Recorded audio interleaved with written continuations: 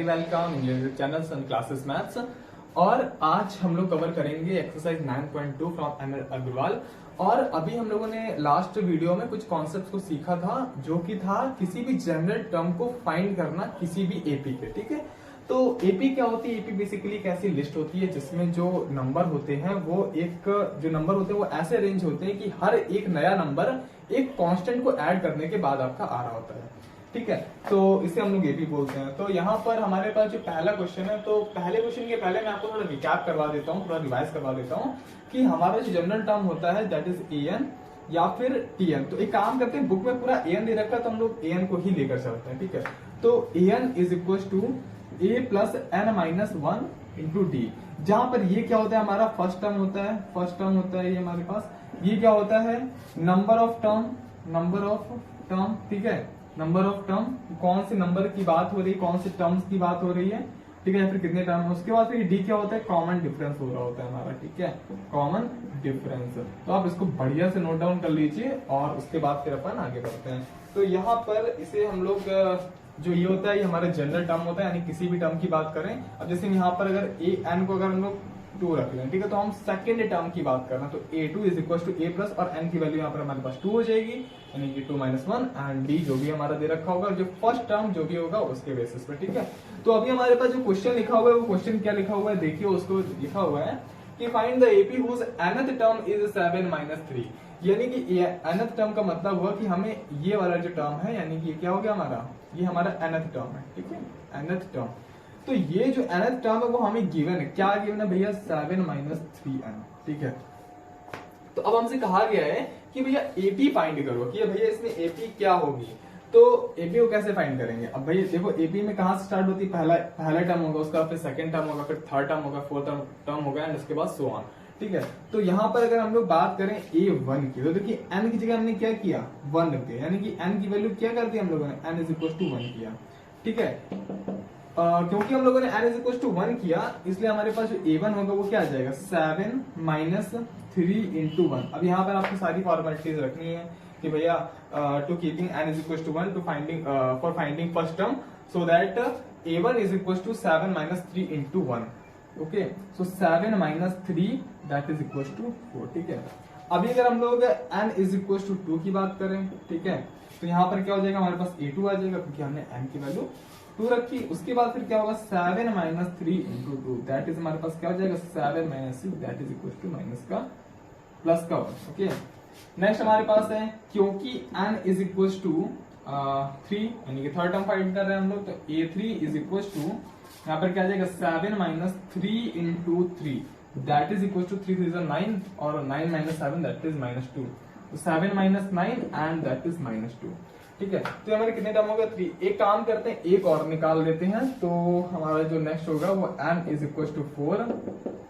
ठीक है, n is equal to 4 रखेंगे जब हम लोग, तो यहाँ पर हमारे पास जो an होगा वो हमारा a4 बन जाएगा, यानी कि हम लोग a4 टर्म की बात कर रहे हैं। और उसके बाद फिर 7 माइनस 3n, तो यहाँ पर अगर हम लोग वैल्यू रख देंगे n की जगह, तो क्या है? 3:4 है। 7 माइनस 12 दैट इज माइनस का 5। ओके, तो अभी देखिए हमारी जो एपी बनी, एपी पहले हम लोग पहला टर्म लिखेंगे, a1 लिखेंगे, फिर a2 लिखेंगे, फिर a3 लिखेंगे, फिर a4 लिखेंगे and dot dot dot so on, ऐसे टर्म चलते जाएंगे। ठीक है, तो एपी कंसिडर करने का मतलब ये नहीं है कि आप बिल्कुल पूरा निकालते चले जाए, फिर वो खत्म ही नहीं होगी, क्योंकि nth टर्म यानी कि nth कहीं तक भी जा सकते हैं, आपके इन्फिनिटी तक भी जा सकता है। तो आपको पूरे नहीं निकालना, 3 से 4 टर्म निकाल लेना, उसका फिर डॉट डॉट डॉट करके सो ऑन करके शो कर देना। ठीक है, तो यहाँ पर क्या हो जाएगा हमारे पास? यहाँ पर हमारे पास जो a1 आया है वो हमारा क्या आया? 4 आया है, कॉमा जो a2 आया है वो हमारे पास 1 आया है एंड करस्पॉन्डिंग आप वैल्यूज को जो है रखते जाएंगे। तो यहाँ पर ये हमारे पास माइनस 5 आया and dot dot dot so on. और जो nth टर्म है हमारा, तो यहाँ पर एक काम कर देते हैं, nth टर्म लिख देते हैं, और ये जो nth टर्म हमारा वो क्या है? 7 माइनस 3n है, तो इसको ब्रैकेट में करके 7 माइनस 3n, तो ये हमारा क्या हो गया? nth टर्म हो गया। तो ये जो है वो हमारी एपी है। ठीक है, तो ये बहुत ही आसान क्वेश्चन था, इसका पहला पार्ट हम लोगों ने सॉल्व किया। अब अपन बात करते हैं सेकंड पार्ट की। तो जब तक आप पढ़ लीजिए कि इसमें क्या कहा जा रहा है। कहा जा रहा है कि also find the 20th term, यानी कि आपको इसी जो जनरल टर्म है उसको दे रखा है आपको, तो आपको 20th टर्म फाइंड करना है।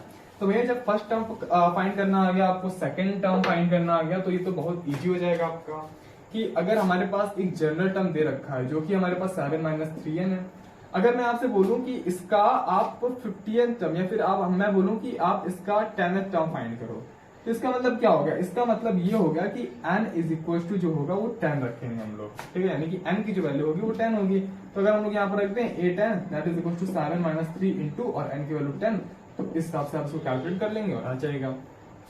वैसे ही आपसे कहा जा रहा है कि जो टर्म हमें फाइंड करना है 20 टर्म फाइंड करना है, तो हमारे पास इसका मतलब क्या होगा कि n की वैल्यू हमें क्या रखेंगे? 20 रखेंगे।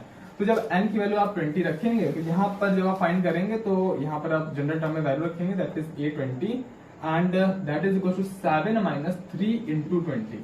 तो कितना हो जाएगा? 7 - 60 हो जाएगा। 60 से 7 माइनस कर दिया 53 और माइनस का 53। ओके, सो आपका जो आंसर होगा वो क्या आ जाएगा? माइनस का 53 आ जाएगा। 20 टर्म जो होगा माइनस का 53 मैच कर ली। तो ये बहुत ही सिंपल क्वेश्चन था। अब हम लोग चलते हैं नेक्स्ट। तो ये हमारा क्वेश्चन नंबर 2 है जिसमें बोल रहे हैं कि find the indicated term in each of the following AP. तो हमारे पास पहला नंबर क्वेश्चन है और उसके बाद सेकंड नंबर क्वेश्चन। तो पहला नंबर क्वेश्चन आप खुद करिएगा और सेकंड नंबर जो क्वेश्चन है वो मैं आपको यहाँ पर एक्सप्लेन करूंगा, क्योंकि जो सेकंड नंबर क्वेश्चन है अगर वो समझ में आ गया तो पहला वाला बहुत ही आसानी से कर लेंगे, ठीक है।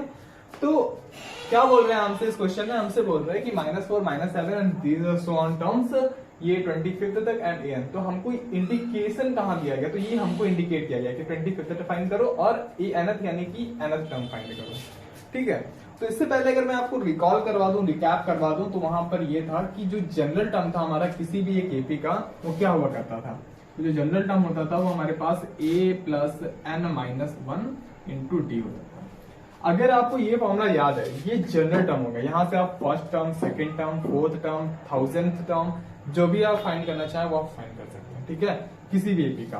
कंडीशन क्या है? कंडीशन ये है कि आपको टर्म का नंबर पता होना चाहिए, फर्स्ट टर्म पता होना चाहिए, एज वेल एज आपको कॉमन डिफरेंस पता होना चाहिए किसी भी एपी का। फिर आप कोई भी टर्म हो आप फाइंड कर सकते हो उसको बहुत ही आसानी से। तो देखो हमारे पास ये जनरल टर्म का फॉर्मूला हो गया। पहली कंडीशन हमको फर्स्ट टर्म पता होना चाहिए। तो भाई देखो ये एपी लिखी हुई है आपके पास, तो क्या आप इससे फर्स्ट टर्म नहीं बता पाएंगे? बहुत ही आसान है। फर्स्ट टर्म आपको दिख रहा है दैट इज -4, तो आप उसको लिख लीजिए that is a is equal to -4। Next thing क्या है हमारे पास? Common difference. तो कॉमन डिफरेंस क्या होता है? कॉमन डिफरेंस के पहले हम लोग बात कर लेते हैं n की। तो n क्या है? जो भी नंबर हमको निकालना है, अगर मान के सपोज करिए आपकी 5th नंबर निकालना है, आपको a5 निकालना है, ठीक है। अगर आपको इसके आगे वाला नंबर चाहिए तो आप n की वैल्यू 5 रखेंगे। अगर आपको 20th निकालना है तो n की वैल्यू आप 20 रखेंगे। जब ऐसे ही अगर आपको 25th निकालना है तो आपके पास n की वैल्यू क्या हो जाएगी? 25 हो जाएगी, ठीक है। तो यहाँ पर हम लोग किसके लिए बात कर रहे हैं? फॉर a25th, यानी कि अभी हम लोग 25th वाला जो टर्म है उसको निकाल रहे हैं, ठीक है। तो n की वैल्यू कितनी होगी? 25 हो गई। नेक्स्ट हमारी जो थर्ड नंबर चीज है वो क्या पता होना चाहिए? हमें इसका कॉमन डिफरेंस पता होना चाहिए। तो कॉमन डिफरेंस का फॉर्मूला क्या होता है हमारे पास, और कॉमन डिफरेंस निकालते कैसे हैं? फॉर्मूला से बढ़िया है कि आप जनरल थिंग समझ लीजिए कि दो कॉन्जिक्यूटिव टर्म आप उठा लीजिए, चाहे आप ये उठा लीजिए, दो पेयर आप कोई भी कॉन्जिक्यूटिव जो टर्म हो उनका उठा लीजिए, अगर चाहे आप ये ले लीजिए चाहे ये ले लीजिए, कोई भी दो टर्म पूरी एपी में, ठीक है। और आगे वाले नंबर से पीछे वाले नंबर को माइनस कर दीजिए, ठीक है। आगे वाले number say that is pn+1 से पीछे वाला नंबर, यानी कि इससे घटा देंगे तो पीछे वाला आ जाएगा, उससे अगर आप माइनस कर देंगे तो आपके पास वो नंबर निकल आएगा। तो अगर मान लीजिए हम लोग फर्स्ट एंड सेकंड टर्म को कंसीडर करते हैं, यानी कि हम लोग यहाँ पर एक काम करते हैं, a को लेके चल रहे हैं तो आज a को ही कर लेते हैं, दैट इज a n, ठीक है। तो an+1 से माइनस कर देंगे n को। यहाँ पर हमारे पास an+1 क्या है? 2 है, तो इससे एक घटा के यानी कि a1 को माइनस करेंगे। दैट इज क्या हो जाएगा हमारे पास? -7 रखेंगे हम लोग यहाँ पर, तो -7 रखा और माइनस और -4 दैट इज -4। वैल्यू क्या आ जाएगी हमारे पास? -3, ठीक है। तो कॉमन डिफरेंस की वैल्यू हमें पता चल गई। तो हमारे पास a पता चल गया, n पता चल गया एंड d भी पता चल गया। अब फॉर्मूला अप्लाई कर दीजिए। तो हमें पहले कौन सी इंडिकेट टर्म कौन सा है? 25th है, तो 25th चाहिए पहले हमको। a25th is equal to a की जगह रखिए -4 plus n-1 that is 25, n की वैल्यू 25 है, -1 इंटू डी दैट इज -3, ठीक है। तो यहाँ पर हम लोग क्या करेंगे? -4 प्लस 25 में 1 माइनस कर देंगे दैट इज 24 इंटू -3। ठीक है। यहाँ पर ये होती, इसकी वैल्यू जो होती है 72 होती है, तो माइनस का 4 माइनस का 72 एंड ये हमारे पास आ जाएगा माइनस का 76। तो ये हमारा कौन सा टर्म आ गया, 25th टर्म आ गया। नेक्स्ट हमसे क्वेश्चन कहा जा रहा है कि भैया ए एन टर्म फाइंड करो, ठीक है। तो यहाँ पर देखिए ए एन टर्म फाइंड करने के लिए एन की जो वैल्यू दे रखी है वो क्या दे रखी है, एन दे रखी है, यानी कि एन की वैल्यू एन दे रखी है। तो एक काम करते हैं, मैं यहाँ पर रब कर देता हूँ, इसके पहले आप स्क्रीनशॉट ले लीजिएगा इसका, ठीक है। तो हमें देखो यहाँ पर क्या है, चेंज करना है फॉर ए एन, ठीक है, ए एन। और यहाँ पर हमको क्या बोल रहा है कि जो हमारा टर्म है वो टर्म नंबर कौन सा है, यहाँ पर देखो नीचे जो होता है इसके टर्म को इंडिकेट कर रखा होता है। तो अभी यहाँ पर इसके नीचे टर्म को इंडिकेट कर रखा है और ये टर्म क्या है, nth टर्म है, तो n की वैल्यू ही n है, ठीक है, यानी कि n की जगह हमें n ही रहने देना है। अब हम लोग फॉर्मूले में वैल्यू रखते हैं, तो हमारे पास क्या है, n की जगह n ही रहने दे, that is n।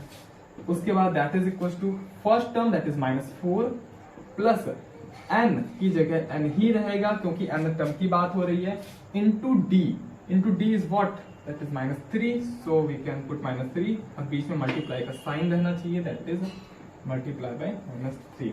Okay, so यहाँ पर हम लोग को सॉल्व कर लेंगे, तो इससे ही हम लोग क्या बोलते हैं, इसे हम लोग जनरल टर्म बोलते हैं। किसी भी एपी का ये जनरल टर्म हम लोग लिख रहे हैं, किसी भी एपी का जनरल टर्म हम लोग ये लिख रहे हैं, ठीक है। तो -4 प्लस इसका मल्टीप्लाई करेंगे तो माइनस का 3n और यहाँ पर माइनस माइनस प्लस तो प्लस का 3, ओके। उसके बाद फिर माइनस का 4, उसके बाद फिर माइनस का 3n प्लस का 3, दैट इज इक्वल टू, यहाँ से हम लोगों ने इसको माइनस कर दिया, दैट इज माइनस का 3n एंड माइनस का 1 एंड यहाँ पर माइनस का 3, ठीक है। तो ये हमारा क्या आ गया, इस एपी का जनरल टर्म आ गया। तो जनरल टर्म हमारा क्या आ गया, माइनस का 3n एंड माइनस का 1। अभी देखिए जनरल टर्म का अगर किसी एपी का पता चल जाता है तो उसकी हेल्प से अगर हम लोग n की वैल्यू कुछ भी डालते तो वहां से हम लोग फाइंड कर सकते हैं। तो अगर हमें इसका 25th टर्म चाहिए, देखो अब यहाँ से भी इसको वेरीफाई कर लेते हैं अपन। तो अगर हमें इसका 25th टर्म चाहिए तो हमने a25 लिखा, that is equal to minus का 3 इंटू 25, n की जगह 25 माइनस का 1, 25 3 जा 75, ठीक है। तो 75 और -1 देख लीजिए, आपका वही सेम आंसर आ गया जो इसके पहले आया था। तो ये बहुत सिंपल है। अब इसके बाद में आप क्वेश्चन नंबर फर्स्ट खुद से ट्राई करिए, इसका आप कॉमन डिफरेंस निकालिए, फर्स्ट टर्म निकालिए, उसके बाद फिर इस तरीके का फॉर्मूला लिखिए, उनमें सारी वैल्यूज पुट कर दीजिए, 20th टर्म निकाल लीजिए, बहुत ही आसानी से आपका आ जाएगा। अब हम लोग मूव करते हैं थर्ड क्वेश्चन की तरफ।